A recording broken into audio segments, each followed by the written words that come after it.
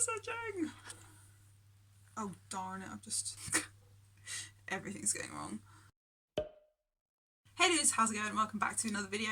In today's video, I am going to be going over even more things that I don't know about Christianity. Because whether you're a new Christian, a non-Christian, a experienced, mature Christian, a youth worker, a youth person, there's still going to be stuff you don't know. And I'm here to prove that with today's part 2. There are lots of rules that people in leadership have to follow, whether you're some kind of leader in a church or a leader in a school or a group with kids with under 18s. You have to obey safeguarding, you have to get parental consent for things.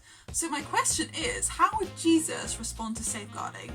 Like, the 12 disciples were young, so would Jesus have gone and got their parental consent before going off and doing all of these little missions with them? And like, what would he do if the disciples' parents didn't consent? So God is 3 persons in one. Father, Son, Holy Spirit. That makes up the Trinity, because tri means 3, so Trinity.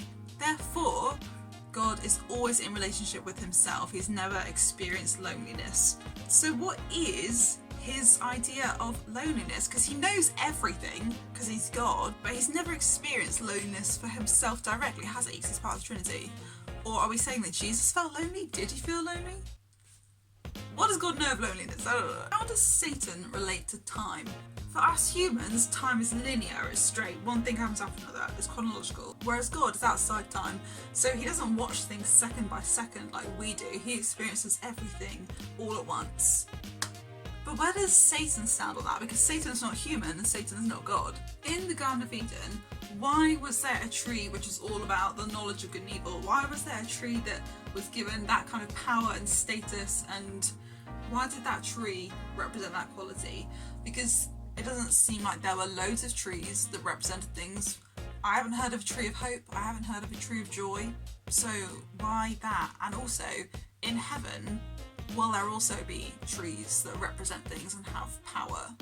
In John chapter 6 verse 38, now this is Jesus talking.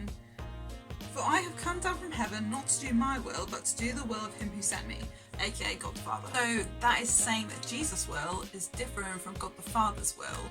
Now we know that Jesus didn't really want to go through the pain of crucifixion, so is it talking about that? Or are there more differences between God and Jesus' will that we just don't know? Another Bible-y one. In Genesis, which is just my favourite book of the Bible, I just can't get enough of Genesis, but it has so many questions. Genesis 2 verse 8 says, Now the Lord had planted a garden in the east, in Eden, and there he put the man he had formed. So was Adam somewhere else? In between being formed and being put in Eden? And in verses 24 and 25, that is why a man leaves his father and mother and is united to his wife, and they become one flesh. Adam and his wife were both naked and they felt no shame. But it's only a few verses before that that Eve even gets created and put in the garden. But Adam's already referring to her as his wife. And from my understanding, when a man and a woman have sex, spiritually, that is when they become husband and wife. So my question is, how long did they wait before meeting to have sex? Because he's already referring to her as his wife. So is it just he's calling her his wife because they're engaged, they're going to have sex, or because it's just a representative word of her being his companion? Or did they just meet and just like go for it? And lastly, before Jesus came to earth, people were making sacrifices, they were sacrificing animals, giving God burnt offerings in order to atone for their sins so that they could be forgiven. Whereas when Jesus came to earth, we didn't need to do that anymore because Jesus has dealt with our sin through his own death, his sacrifice. So in 2021, let's say Jesus hasn't come to earth yet, that means we would still be living in the time where we would have to be making these sacrifices. Like, what a weird concept that in our modern day, it would still be required of us to be going and killing goats and stuff. Isn't that weird? I don't even know where I'd get a goat. Yeah, I'm quite glad that I'm on this side of things in that sense, I think.